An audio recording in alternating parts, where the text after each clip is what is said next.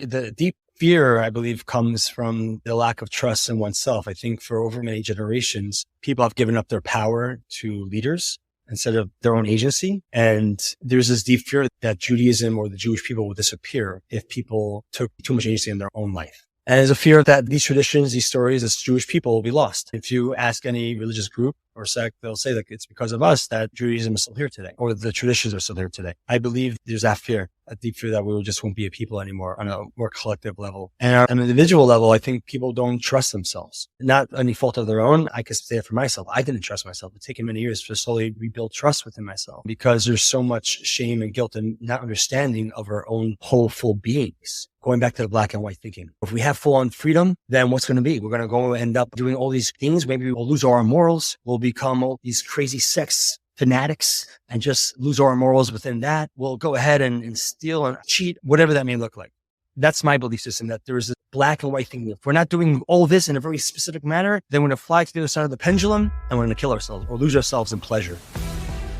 This is Listening to Understand, where sensitive Jewish truth seekers gather in a safe place for candid conversations on challenging topics. When we listen to truly understand and not in order to respond, we can replace judgment with curiosity and open our hearts to every Jew, regardless of their personal choices. As Socrates said, the unexamined life is not worth living. I'm Atana. Let's get started. In this episode, I sit down and speak to Meir Kay. A lot of you know him from Instagram, YouTube. He is that smile, that positivity, that awesome energy that we all connect to and crave. Meir Kay is a breathwork facilitator, co-founder of Adama, a Jewish men's retreat, and creator of the kids show Mac and Friends. He's on a mission to connect people with their hearts with various somatic and embodiment experiences. Meir travels the world facilitating breathwork and ecstatic dance workshop. In 2023, Meir partnered up with Ellie Nash to create the Adama Remembrance, a Jewish men's retreat where a safe place is created for men to stretch past their limiting beliefs, to remember who they are, and connect with brothers who are on similar paths. In this episode, we speak about spirituality, the difference between spirituality and religion, Meir's constant evolution of self, connecting to self, his journey to helping others find themselves, and hopefully the goal is to connect to God, the God within ourselves. Meir, thank you for joining me here all the way from the House of More in Florida. How appropriate that I'm catching you in a place that is basically your dream come true, right? The House of More, the retreat for men. It's definitely an incredible feeling to be here in this house that holds so much space for healing and growth. The House of More is an incredible project from Ellie Nash, and happens to be, I'm here for the Adama retreat, which Ellie and I started and we hosted here at the House of More in Florida. And we're just a day away to start kicking off our third retreat tomorrow, end of March. And I'm deeply privileged and excited to be here. And how was the I should say the Adama retreat, right? The Adama retreat, how was it born? The Adama retreat was born through the process of my own personal growth, of being part of different men's groups and retreats and seeing how the impact has in fact impacted my life in a positive way. And naturally, as the person that I am, anything that I get excited about and I've seen works for me, my own personal growth and healing and expansion, I naturally want to go ahead and share it with my closest friends and family and community. And so after doing that for a couple of years of attending these retreats and going to different trainings, I ended up having a breathwork session, my own personal one, and I had this epiphany during the session. Oh my God, I got to go ahead and create this space for those that I love. And so my first phone call was to Ellie Nash, a dear friend and mentor.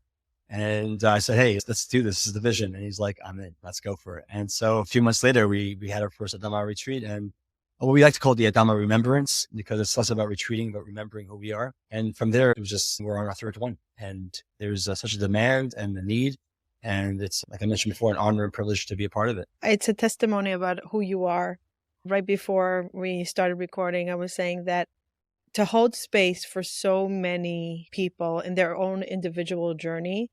And you mentioned that you were not married before, and a lot of married men or divorced men, people in relationships come and they trust you for holding space for wherever they are in their journey. And that is the greatest compliment somebody can get. No matter if he understands me because he walked in my shoes or not, he'll hold space for me and he's okay with who I am, where I am right this moment. Of course. Yeah. That's, I think, the most important ingredient for any retreat or any safe container is that the people who are joining, the participants, feel safe and they feel no sense of any judgment towards them at all. And I think through my own personal journey, I've been on the receiving end of being judged, of judging myself tremendously, feeling embarrassed and shamed. And the biggest component to anybody being drowning in any type of pain usually is shame or guilt. I've been there. It may look differently on paper, their actual journey of steps they took, but ultimately, as we were talking before off the podcast, is that whether someone is married or not, or they have kids or not, or in a relationship or not, ultimately on a core level, or even depending on what kind of religion they are or what they are not, ultimately there is a certain mechanism and way of being as a human, and then in this iteration of existence as a man, that we can all relate to, especially for those who are doing the work, who've been just a few steps. I think any facilitator, they don't have all the answers. I don't have all the answers. I think what happens is that there's maybe 2 or 3 steps ahead of a specific journey that we could just share from experience. Here are the tools that worked for me. Perhaps this will work for you. I'm in it together. I created this retreat with Ellie because I need this most. I want this most in my life. I want to be amongst brothers. I want to be amongst men who are willing to go into the fire, who are being called to a higher purpose, who know that there's more in their life that they could tap into, and be around that energy. And so on a selfish level, I'm here to create a community that I want to be a part of. Thank you. Thank you for doing that. I saw you going viral on different videos. I think it was a little bit before COVID. And it was the same videos that I would be getting from different places. And I realized, there's a reason why everybody's sending these videos. There's something the Meir has that people are craving. And I said, what is that the Meir has that people are craving? And I'm feeling also drawn to his energy. And I think it was his kindness. You have a kindness and a genuine acceptance to any human, no matter where they're coming from. I said, years ago, I remember I said, one day I'm going to interview him. One day I'm going to interview him. And I often manifest this way, and I send it out to the world. And I said, when it's ready, when the time is, when it's going to be time, it's going to come my way. And it really came my way in the most random way. And I smiled. I'm like, hey, it's ready to hear Meir. I'm ready to hear Meir's story. But yesterday, when I posted that I'm going to be interviewing Meir Kay, I want to tell you the reaction. Okay. This is the reactions, okay? Sure. Tell him he's awesome. Whatever he says is going to be great. He is the most amazing person. Oh my gosh, I can't wait to hear. No one had questions. It was all about how incredible is he. Now, wow, Meir, what a footprint and wow, to be that person that leaves such an impact that no matter what you decide in your beliefs, and we're going to go into your journey of religion and God and spirituality, no matter what, you left some place in their heart that they feel seen, they feel kindness, they feel loved. Where did you get that jewel of life? And do you know that you have that? Thank you for sharing all that. That's really beautiful. I'm feeling a little emotional. That's really sweet to receive. Yeah, I believe it's a lot of my soul and also a lot of nurture. My parents are super, super warm, loving parents, so understanding and love me unconditionally. Though I did go through my own internal battles growing and being a teen and challenging that and doubting that at a very core cellular level, soul level, my parents are unbelievable people. So I definitely receive a lot of that from them. And I think I also, from a soul level, my name Meir to illuminate. I think I really feel very connected to that name, Meir. Yeah. Oh my God. How did I not get that before? Yeah. Oh, yeah. You're shining bright star. Thank God. Yeah. I try to live up to that name. Yeah. It's something that I really live up to, feel very much connected to. And I think God in his infinite wisdom put me through a journey over the past 30 or so years to experience the spectrum of human emotion, and from being exalted and admired to feeling the deepest loneliness and everything in between. And then in between that, to have an understanding and to really understand and go through it, so I could have ability now, thank God, to connect with a whole range of people. no matter what the background is, what the belief system is, but to really truly feel and understand how we're all children of the Creator, and to not allow the masks and distortions of what society or what people may believe to confuse me of who's in front of me, which is a soul and a child of God, and they have every right to be loved and to be cherished and to be heard and understood. And then the process for me personally was to also recognize that for myself as well. So to answer your question is yes, at this point in my journey, I understand my value and my worth and my gifts. And I'm also curious to learn more and to be challenged and to grow in that as well, so I could be of better service. So you have an adinut nefesh, like a very soft, I would even say like maybe even an old soul. Have you felt it since you were young? Did you feel something like, do I fit? Do I belong? I'm yearning for more? Was there something craving much more that you went after the search? Yes. Yeah. Now we have a lot of terminology for it, highly sensitive people, empaths, all that.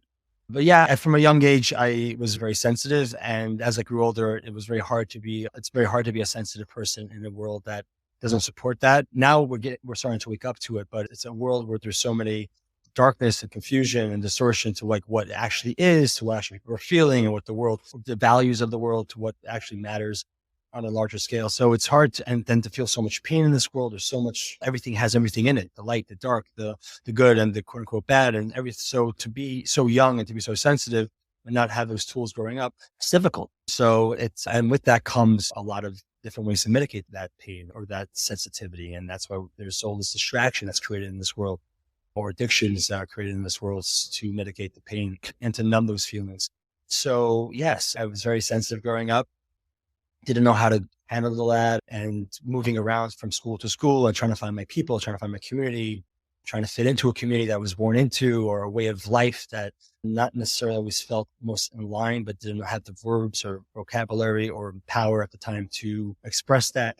There was a lot of ways of just trying to survive and to fit in. And also throughout the process, especially as children, we take on the wrongness on ourselves. We must be doing something wrong because I don't fit into X, or I don't know. A lot of this is all just as an adult now, learning more about it to see that perspective. So yeah, very much so. A lot of trying to figure out my place in the world and how to use my energy for the best, and it being rejected in certain places, and just growing pains, growing up until eventually still staying curious and not giving up, thank God, to a place where I could fully break through. And then as an adult, claim my adulthood, because I believe, and I've witnessed this a lot as we go through the journey, we still may feel victimhood and we may still feel like a child, even though we're grown-ups. And so at the opportunity of where we actually have power to make decision and have the freedom to do, to an agency to go ahead and take that courageous step to go and do the thing that you wished you could have done when you were a child, and take ownership of one's life and stay curious and open. I'm still curious and open, and I don't have it all figured out. I'm here to learn. Yeah. It's funny that you use that word curiosity, because our slogan is replace judgment with curiosity, and welcome every Jew, no matter their beliefs. That's like, really, let's stay curious versus being the black and white. Are they fitting into here or into here? So I'm curious, where did you grow up? What was your background? I grew up in Connecticut, New Haven, Connecticut. On a religious level, my background, I grew up Chabad, in the Chabad family. Oh. And grew up in a family very steeped in the tradition of Chabad.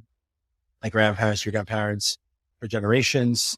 Very proud of my lineage. I feel very connected to Chabad. I still consider myself Chabad.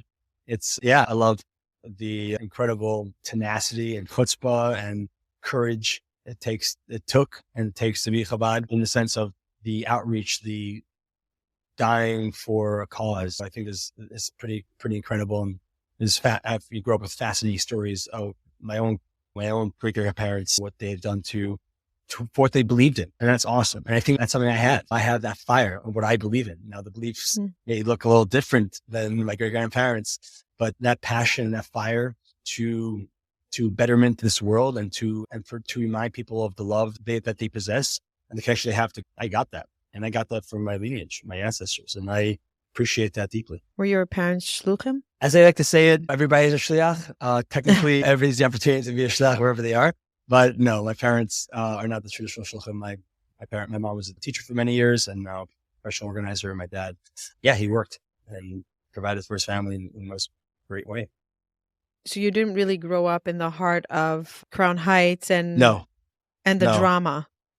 Yeah, I would say I would say, yeah, that's drama. You could say that. I wouldn't say so. I think people have a connection to Crown Heights, depending how they come from. And I have friends who can't go back to Crown Heights after many years or Brooklyn. And I have friends who love it there. So I don't want to project what I'm Crown not Heights. saying drama in a bad way. I lived in Hong Kong by Afton for a year Oh, right, when I Afton, was yeah. 18. I did shlichut there for a year. I'm not Yeah. Lubavitch. I grew up very Litvish. But my grandfather freed the Frierdiker Rebbe. So we were connected somehow. Oh, it's deep. What a flex. But I did live by Chabad. I grew up in Israel, very Beis Yaakov, very Haredi, Litvish. My father grew up with the Shem Tovs in Philadelphia. So there was like a little bit of, we know them. I went to Hong Kong. It was my first experience of Ahavat Israel. And I come from a very loving family. My house was every Shabbat, 20 to 25 people at our Shabbat table. There was no such thing as not wall-to-wall people. But I felt Ahavat Israel in Hong Kong. Beautiful. Yeah. Just any Jew, no matter what. And it was the first time I really understood the vision of acceptance. Yeah, the Rebbe was the Lubavitcher Rebbe, the seventh Lubavitcher Rebbe, who like really took the outreach program to the next level. Yeah, it was all about love and acceptance and meeting people where they're at and giving them a little extra support to expand their own consciousness and like their own dreams. Someone would come by proud, like, I just gave X amount of money to charity, or I just built this building, or I just did X. And it's like, great. And can you do double that? Yeah. As a leader, I really respect and admire and love the Lubavitcher Rebbe very much. As for my parents, we didn't grow up. I didn't grow up in the heart of Crown Heights. We grew up out of towners, so to speak. Mm-hmm. And so, yeah, I loved personally. I don't know what it'd be like to grow up in Crown Heights, but growing up in New Haven and in that environment felt nourishing, and having the space, even physically, having a backyard, having a front yard, having space in that regard.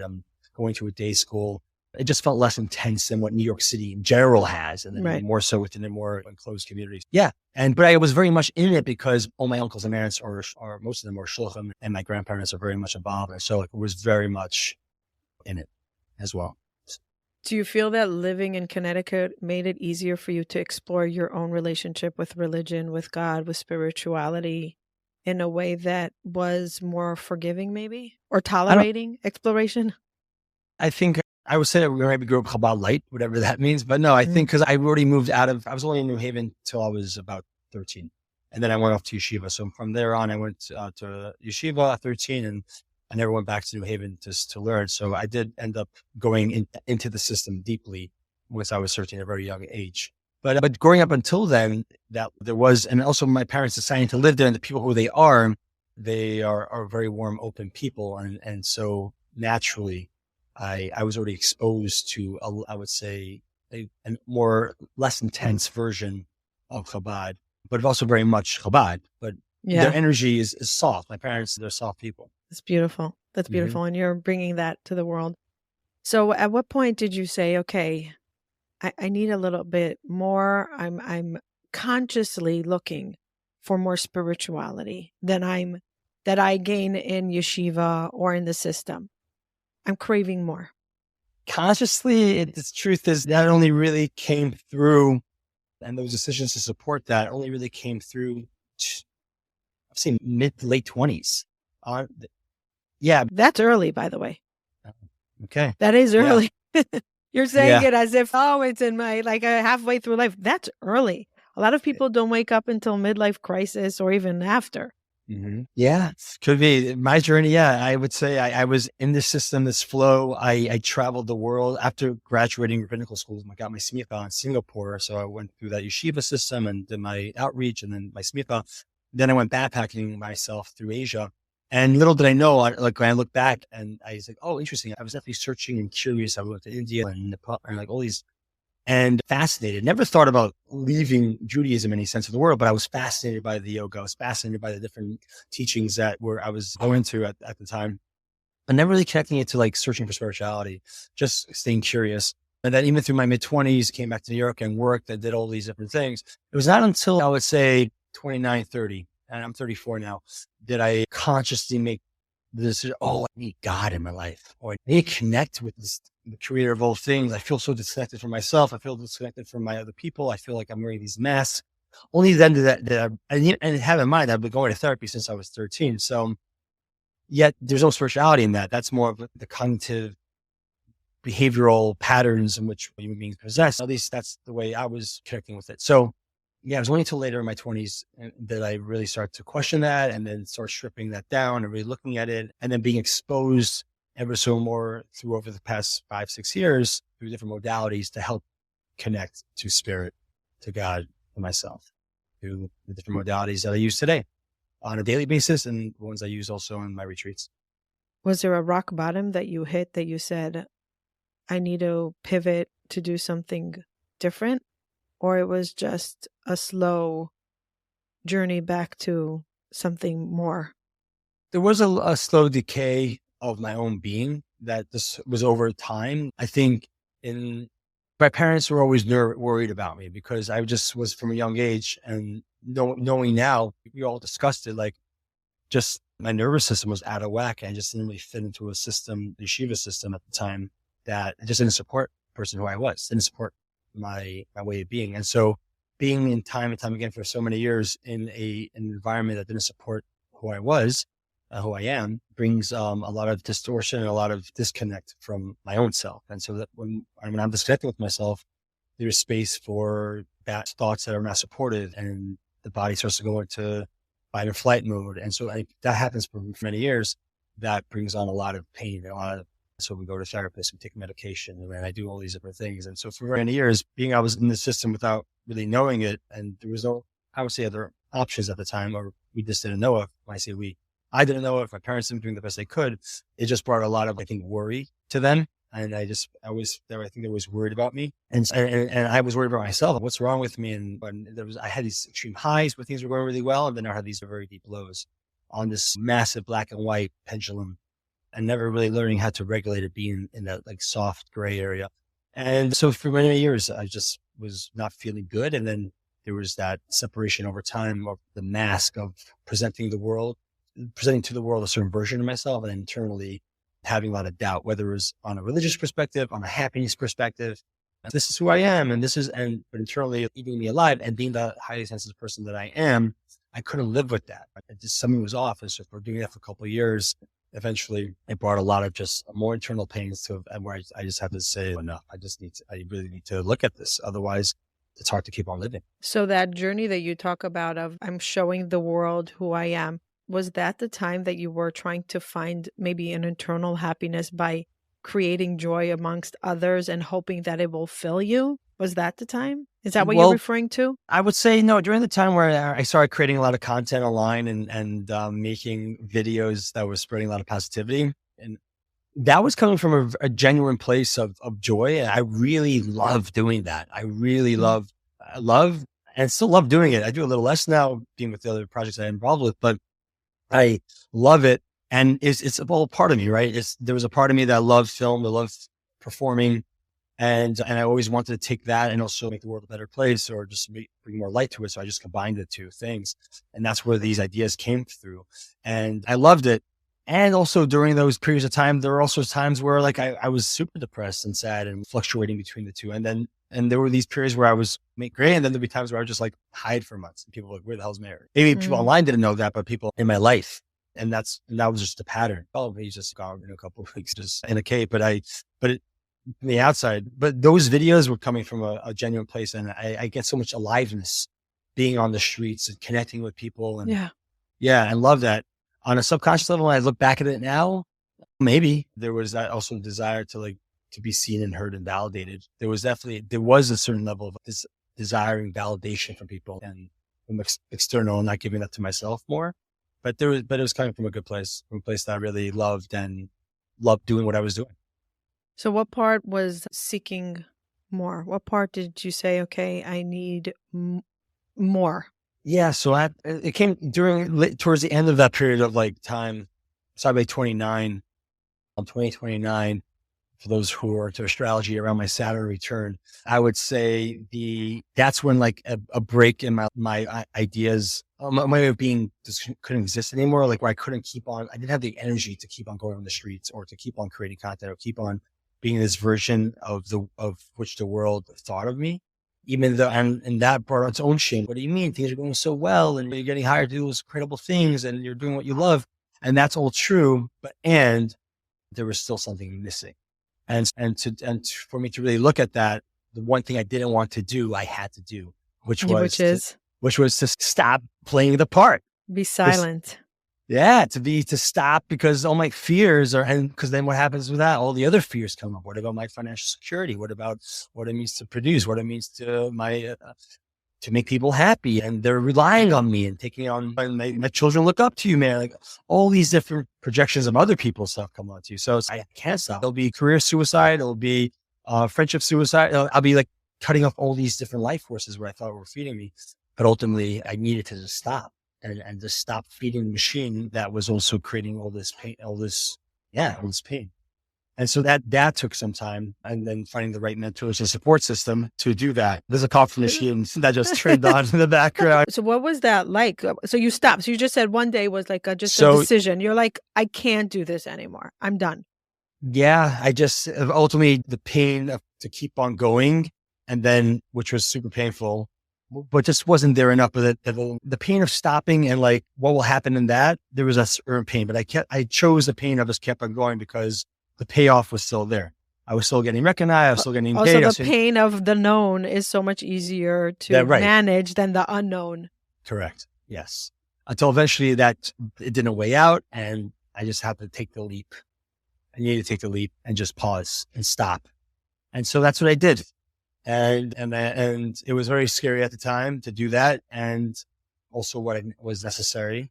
And from there, that exploration started to come through, and that reconnection to self, the reconnection to aka self, aka God, all of that started to come through in a deep way, and very slowly, very gentle. And through that process, there was a lot of not just stopping career wise, but also stopping religious practice wise, really stopping things that just wasn't just taking off, just not taking more on, just taking a little more off. For at least that's my process. And started from zero. And as an adult and as someone I was like, okay, what feels good for me? What feels good for me? Feels good. And start from there.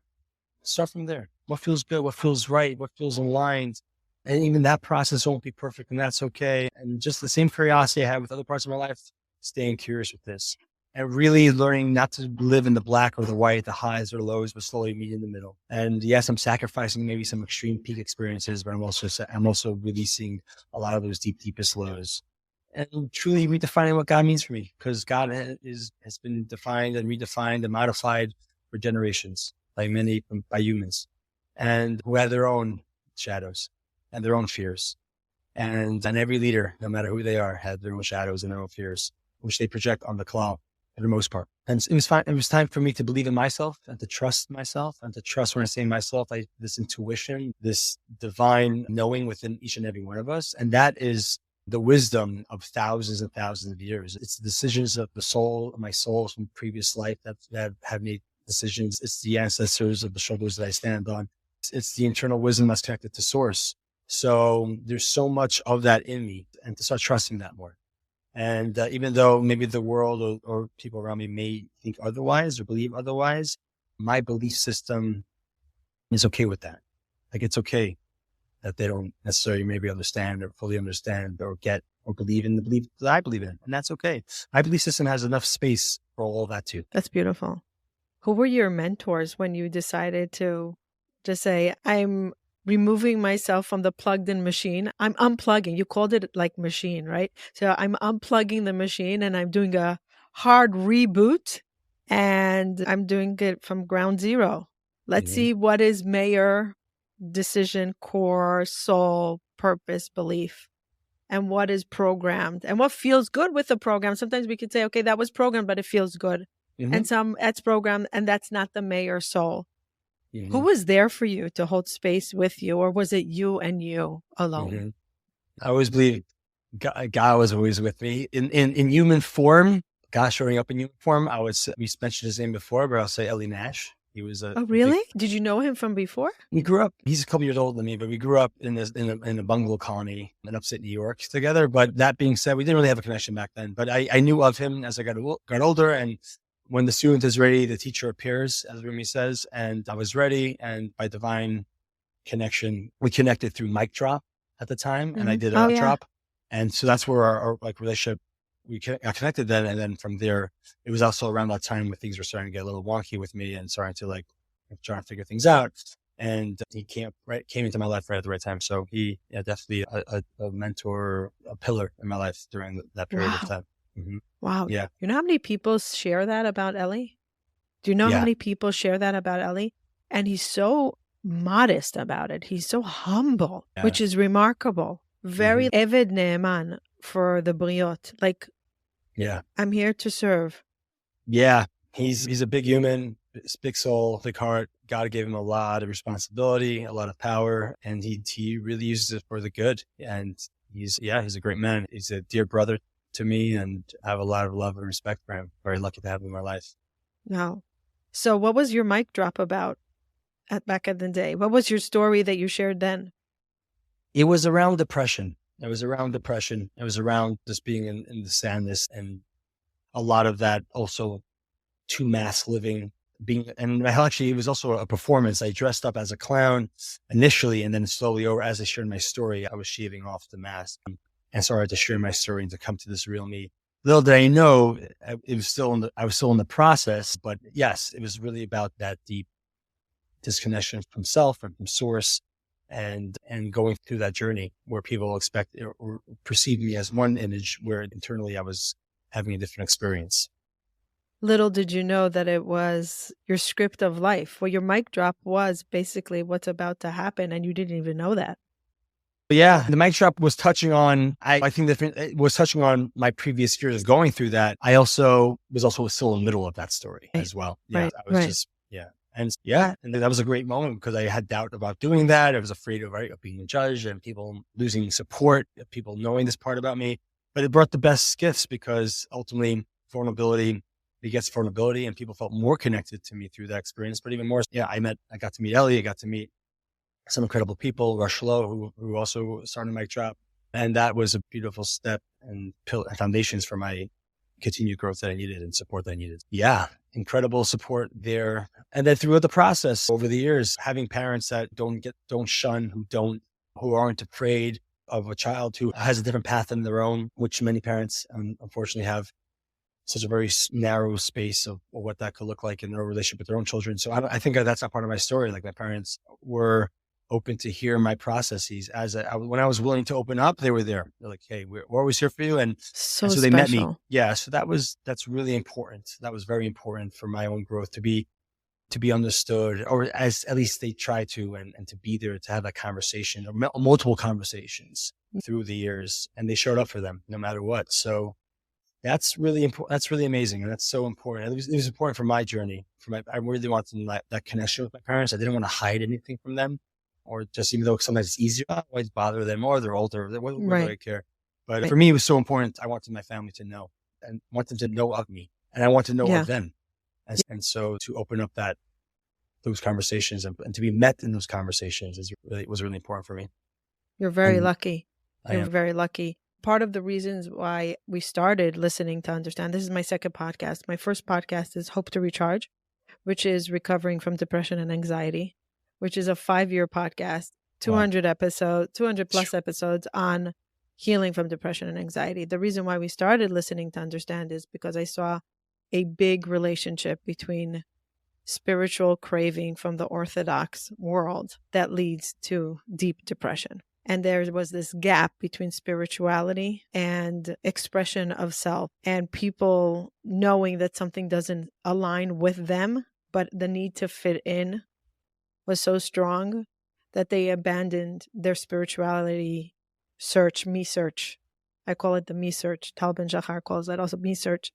And often within religion, because it's very scripted and with boundaries, we don't have enough of the self-exploration And there is a deep craving for sensitive souls like us, like truth seekers. Like some people are very good with programming. Set my program, I'll run, I'll be okay. But then there's the highly sensitive people that just need a little bit more.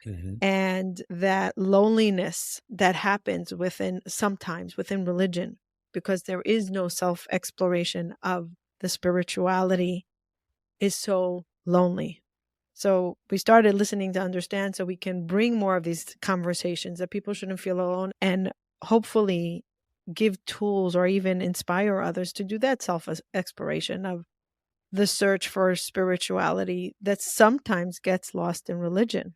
And I'll say it, people don't like hearing it, but sometimes spirituality gets lost in religion. And people say, isn't spirituality coming from religion? How would you explain that, Meir? You'll probably have a better way of explaining it. It's better or worse. It's just my way of understanding for now. In 3 years and 6 months from now, it may be more richer or more evolved through life experience. But I agree with you. I do believe just because someone's religious doesn't mean they're spiritual. I actually have conversations with people who literally have said on his resume for dating, his shidduch resume, it says, I'm religious, but I'm not spiritual. I don't even know what that even means. There is that separation, unfortunately, because I believe religion is a tool. I believe a religion is the blueprint to bring someone closer to godliness, to bring to betterment of living, to live in alignment with from the food that you eat, to be conscious of where that comes from, to having a relationship with the animal, with the person who kills it, from the person, the farmer, which we had at some point. Now in this world of industrial technological advancement, we're so disconnected from nature, from the animals, from the plants, from ourselves, from other humans. So I believe that religion was created in a way, and God is infinite wisdom and has a blueprint to create that, to connect. And I believe that spirituality has been stripped away from that. And we've gotten over the years a lot more focused and hyper-focused and OCD'd around the specific way of which the thing was supposed to remind us of that connection. But now it will get so caught up in the symbols rather than the actual source. How is the shirt tucked in? Is the top button closed? What shade of black are we talking about? Is the pinch right? If not, I don't know. If you have to daven in a different shul, the anger and also the actions are so important. But what about the relations between man and woman, man and child? Is that intact? And it's all important, right? There are those commandments that are between man and God. There's the commandments between man and animal. So I'm not saying one has to focus one on the other. I'm also saying that there's also space that everybody has their own personal journey, and we could all decide on what feels most aligned and important to focus on at the right time. We can start bringing on more things to, again, build that deeper connection to people, to God, to the world. If it's coming from a place of shame and guilt and making you sad, depressed, and something feels off, then pause and reevaluate and see what's happening. Is it serving? Is it serving truly your betterment? Are you joyful? Are you at peace? Are you serenity? What kind of husband are you? What kind of father are you? What kind of human are you? Amazing that you daven 3 times a day, but if you're also cheating in business, that's not all of nothing sum. But I think ultimately, just revert it back, it's a big conversation, but to revert it back, I believe that religion was there as a tool to bring us closer to ourselves and all that. I feel like it has been stripped away and we're more caught up in the symbols of it all. And so as for myself, I want to go to the source. I want to go to the source of it. And that's what I desire. That's what I need in my life. I got to feel it viscerally in my body, in my heart, in my soul. And that may look different from the outside looking in, from someone who see me as one thing and perhaps doing something other. That's okay. Internally, I know my journey. I feel very connected with what's going on. I understand my choices, what I'm making a priority or not. And ultimately, I do feel the deepest connection to God, to people, to the animals and plants, to all of creation as they continue in this journey. I will say this, not only does it feel good, even in this journey, right? Because there's always, I feel like there's always the argument of just because it feels good, are you doing the easy way out? Those who are truly curious and truly desire a relationship with God and higher power. The seekers. The seekers, it's not always going to feel good. It may feel right. It won't always feel good. So well said, Meir. So well said. People think that because sometimes we abandon some traditions and religion practices, it's because it's easy. But sometimes it's easier to keep, quote unquote, but the inner void is on such a high price. And we have to weigh which one are we going to lose ourselves in order to fit in? Or are we going to lose fitting in and choose belonging wherever it is? And it might be lonely. And I think that's what you might talk about as it might be hard. Walking this lonely path sometimes of finding ourselves when we're programmed to be very communal can be hard.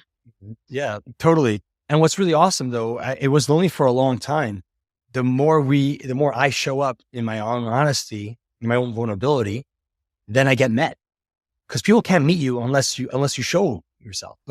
And little did I know, right? Once you allow yourself to be met, then people can meet you.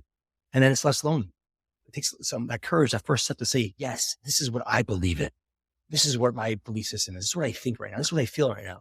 And it feels like it could be the most, like you said, abandoning or be the deepest wounds I know I have is abandonment. And I think a lot of people can connect with that, whether it's in a romantic relationship, whether it's from a parent, whether it's from a deep soul. Like we on a soul level, we have been disconnected from source and we're on this physical body. So on a very existential level, oh my God, I feel so far away from my parents, my spiritual parents, God in this iteration. So when we do that, it could feel like a re-scabbing of that wound. But ultimately, I don't feel lonely in this journey anymore. For people like yourself, Matana, who have created, platforms like this for sending out the beacon, the Batman signal in the sky. Like, hey, there are others out there. And people like Ellie Nash, his podcast and his way of being in this world. For many other friends of mine who have been supportive, once I was able to verbalize to them, hey, this is what I'm going through. Oh, really? That's what else I'm going through. Or that's something that I'd gone through years ago. So the more we have, there's more of us, I believe, who are seeking. And there's just a lot of fear to express that.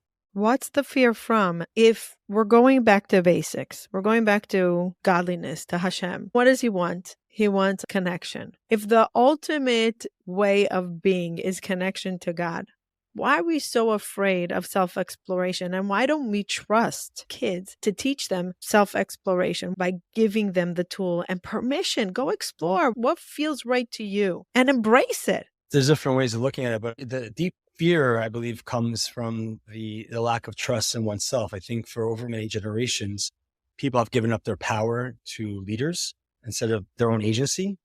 And there's this deep fear that Judaism or the Jewish people will disappear if people took too much agency in their own life. And there's a fear that these traditions, these stories as Jewish people will be lost in that. And if you ask any religious group or sect, they'll say that it's because of us that Judaism is still here today, or the traditions are still here today. I believe there's that fear, a deep fear that we just won't be a people anymore on a more collective level. And on an individual level, I think people don't trust themselves. I think people don't trust themselves, and not any fault of their own. At least I could say it for myself. I didn't trust myself. It's taken many years to slowly rebuild trust within myself because there's so much shame and guilt and not understanding of our own whole, full beings. You know what I mean? What I mean by that is going back to the black and white thinking. If we have full on freedom, then what's going to be? We're going to go end up and doing all these things. Maybe we'll lose our morals. We'll become all these crazy sex fanatics and just lose our morals within that. We'll go ahead and steal or just cheat, whatever that may look like. That's my belief system, that there is a black and white thing. If we're not doing all this in a very specific manner, then we're going to fly to the other side of the pendulum and we're going to kill ourselves or lose ourselves in pleasure. Yes. Oh, pleasure, sex. It's like crazy. And it is a very powerful energy. But what I mean by that is that there's a lack of trust of leadership in the people. We don't trust humanity to say, oh, you know what? I won't cheat in business. You know what? I won't go after lust. You know what? This is not right. I won't indulge in whatever. I know so many people that are not religious that are the epitome of what it means to me as morality, dignity, and they have no Bible to go by besides their internal guide. Yeah. And I think interesting enough, religion in this sort of way that it's done now, it brings so much more shame and guilt that actually feeds the fire to go ahead and hide in the shadows to release any distorted energy that can be sexual. Let's go over sex because it's unfortunately in our community, porn addiction, sex addiction, it's up there with alcohol and food addiction. And it's also such a taboo topic. And because when we're dealing with such a powerful energy of creation, of sex, of creativity, so it doesn't have to mean just making a baby, but also making anything in this world, whether it's a project and sorts. So within anything like that, so such a big magnitude of energy, it could be used for the light or it could be used in the shadows. And within religion, there's so much not talking about it. No, Raise your hand if you're listening to this, that you had a conversation around sex ed or your period as a Right. woman or Right. masturbation as a boy or as a girl. We don't even talk about it because we're so afraid of this thing until the moment you're about to get married. It's such a beautiful thing. It's such a natural cycle of one's body.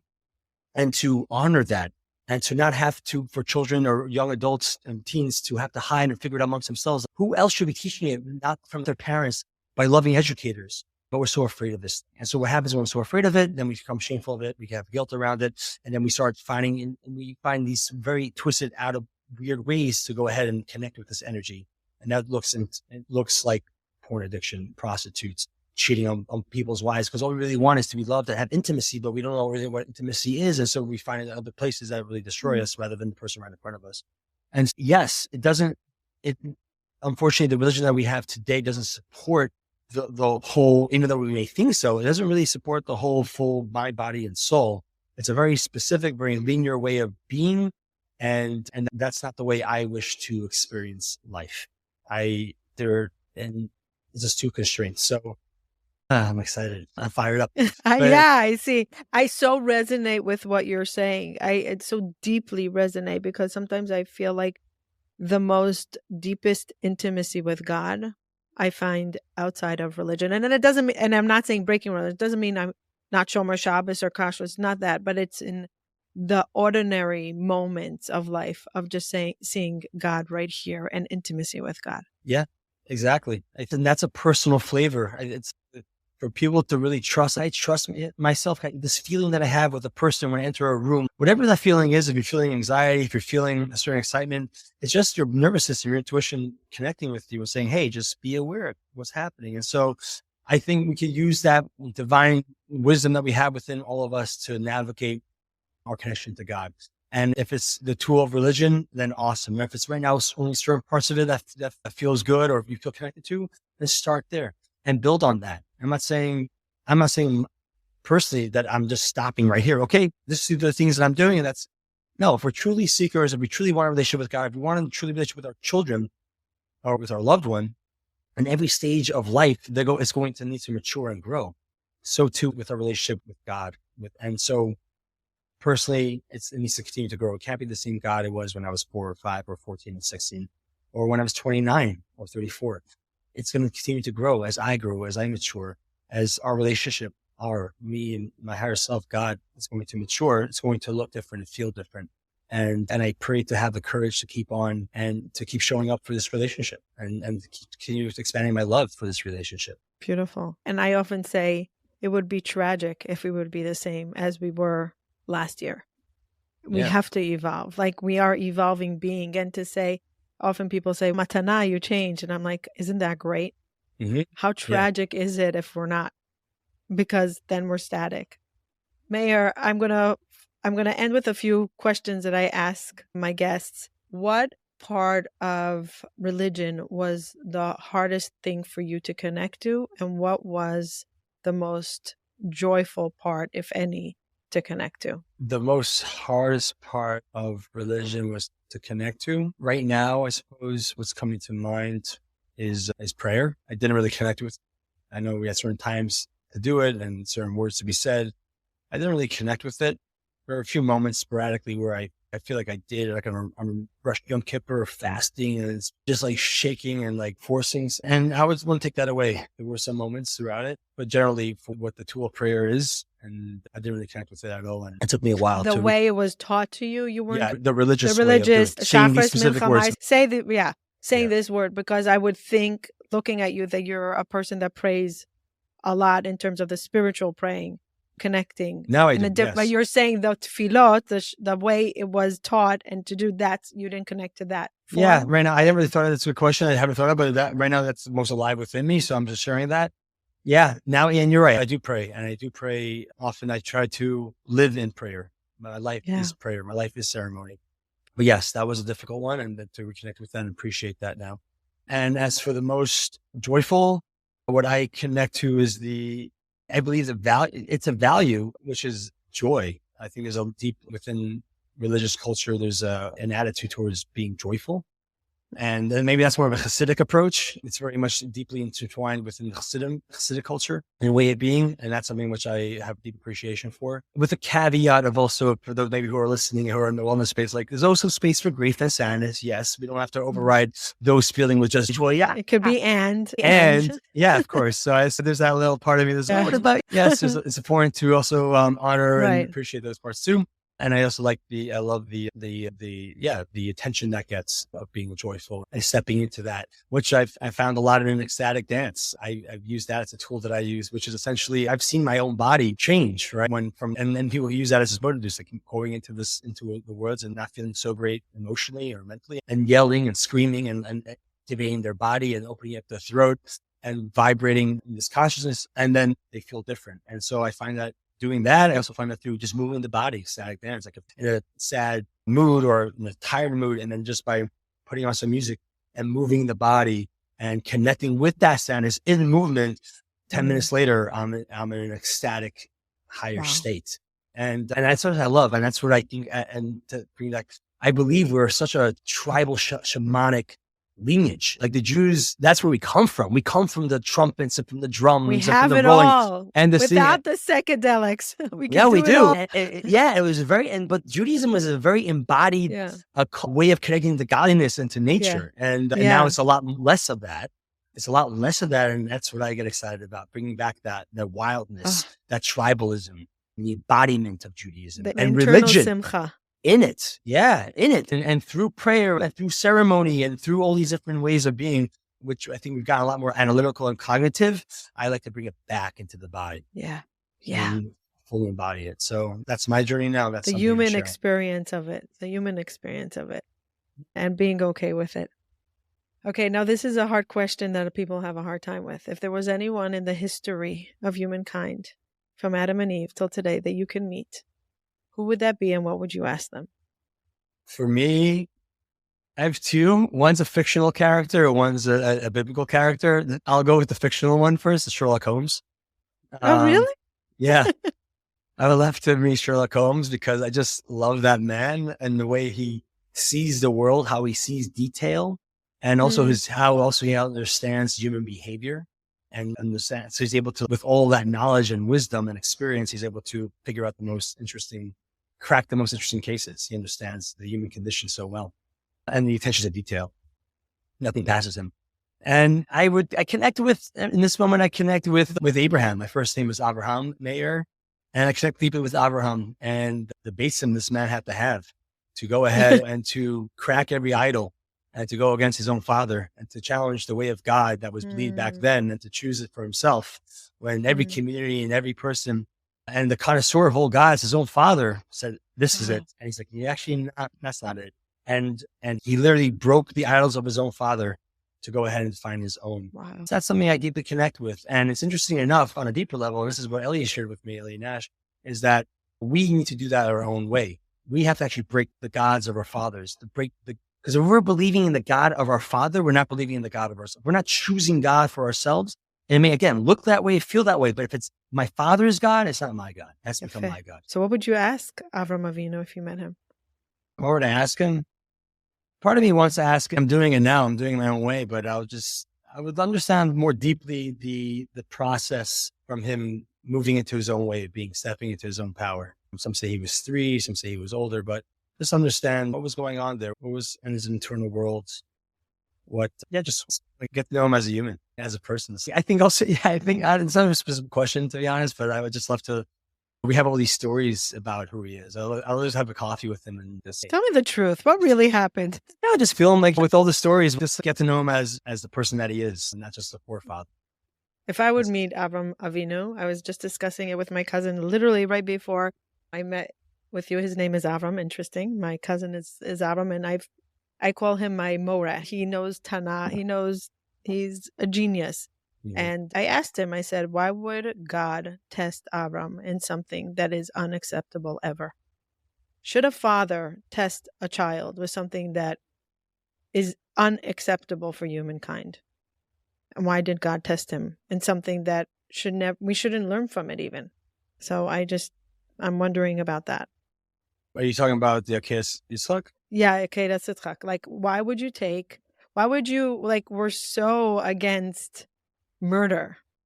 So you're going to test him in murder? That's your test? That's the loyalty? That's that specific story. I don't take it literally in my way. Most stories, when we grow into spiritual awakening, we realize it's not what we learned in Cheder and Beis Yaakov, right? So what's your understanding? And it's a great question. I'd love to hear what he has to say when you ask him that. But now, yes, you're right. Now, it is brought very much literally, but now the way I see it and the way it's been shared with me, which I connect to, is how Akedas Yitzchak, that challenge or what's transpired there truly was a father initiating his son into manhood. That it was an initiation and is such an important process of growth. We have it built into in our tradition. We have bat mitzvahs and bar mitzvahs at this pinnacle moment where our bodies start to change into puberty.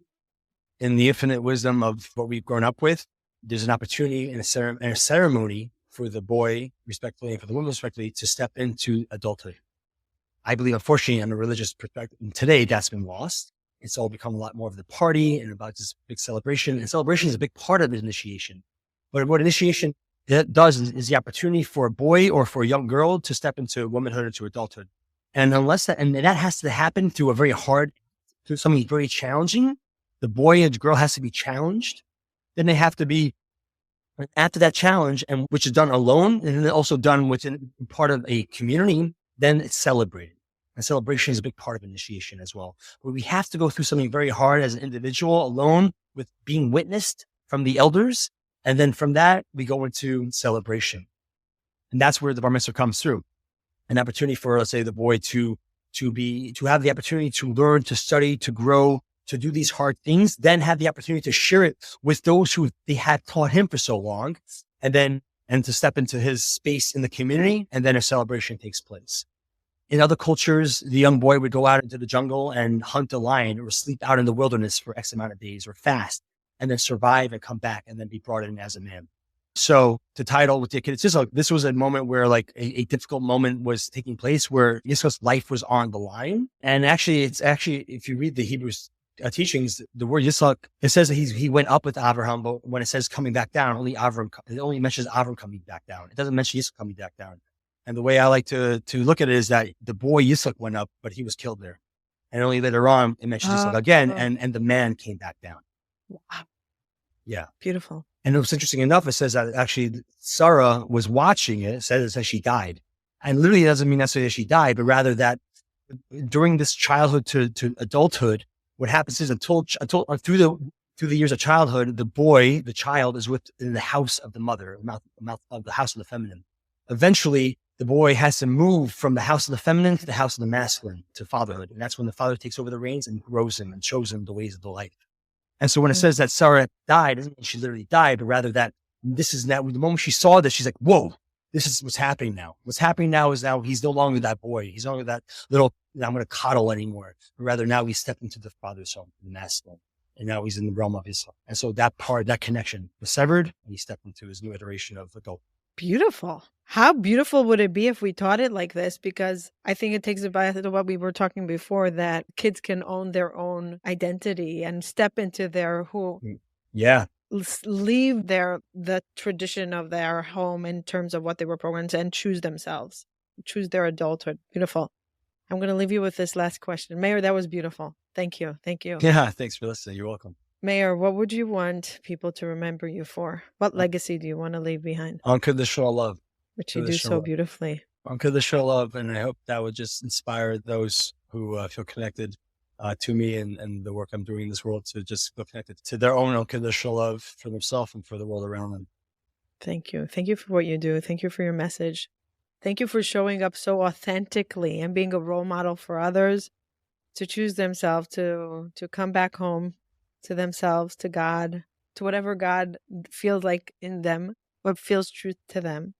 We didn't even touch upon the breath work that you do. I didn't even go there. We're going to have to do a whole other episode on breath work. But in short, I just want to say you give breath work, you work with people one-on-one, right?